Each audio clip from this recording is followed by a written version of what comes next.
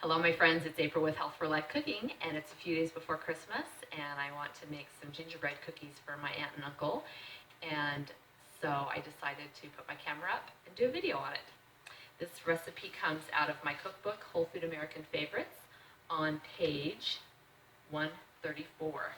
So let's get started. Alright, so to start out, I'm going to use some rolled oats. These are just regular rolled oats. So because I'm using Whole Foods, I need to have a food processor, and I highly recommend investing in a decent one. This is a KitchenAid. Cuisinart is also a really good brand that will hold up to grinding up nuts and dates and heavy things like that. So then we're going to go ahead and put in some dates. This is my favorite sweetener, and we're doing about 10 medjool dates. A lot of times I'll use the Deglet Noor pitted dates, but a friend of mine gave these to me, and so I'm just going to use them in this recipe. And then I'm going to add a half a cup of pecans, get some healthy fats in there, and from here I'm just going to grind this up.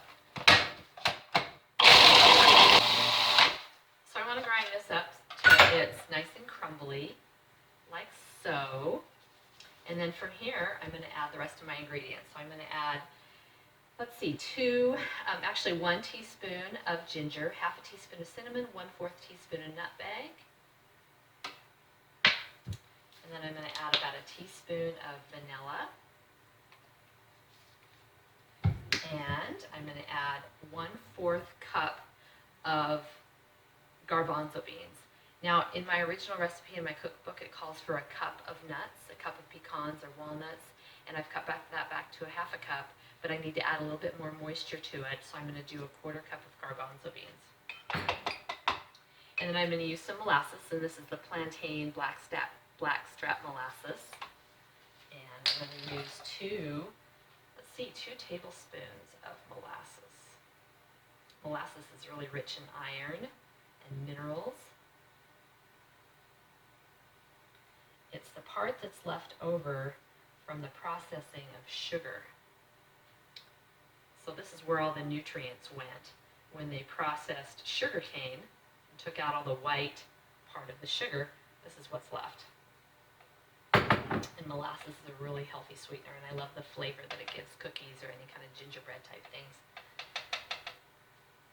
All right, and then I'm going to add some apple cider vinegar to this. 1 tablespoon. And that apple cider vinegar needs to be mixed with some baking soda. And that baking soda and apple cider vinegar together is going to help these cookies to rise a little bit. So 1 teaspoon.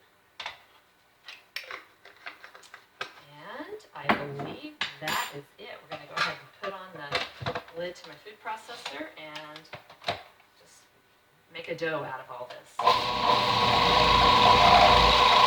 So you'll have to stop it once in a while and just give it a little bit of a stir. Well, let's get a close-up of that, see what that looks like. See, it looks like a thick cookie dough, just the way we want it. All right, and then I've got my cookie sheet lined with some parchment paper, and I'm just going to scoop this up with a cookie scoop and lay them out on my pan.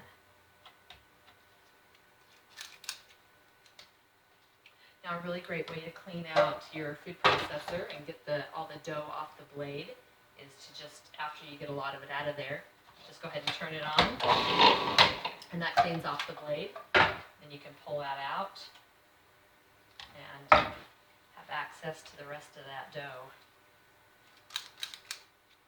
All right, these are going to go in the oven at 350 degrees for 10 minutes. Alright, so my gingerbread cookies just came out of the oven, and they're looking and smelling super, super yummy. I've got a gingerbread man cookie recipe in my cookbook, Whole Food American Favorites, same place that this came out of. And it's a recipe where you roll the dough out and you cut the cookies into little gingerbread man shapes, and you can decorate them I use raisins to decorate with the eyes and stuff, but you can use little white candies or something. But anyway, that's a delicious recipe. This was just a little bit easier, so that's why I did this one. So I hope you like these as much as I do. If you are looking for more whole food plant-based dessert recipes using no processed sugars, no processed white flours, just whole food goodness. You can find over 40 in my cookbook, Whole Food American Favorites, and you can find some recipes on my website at healthforlifecooking.com. So until next time, this is April with Health for Life Cooking, wishing you a Merry Christmas and Happy Holidays, and the best of health for the rest of your life.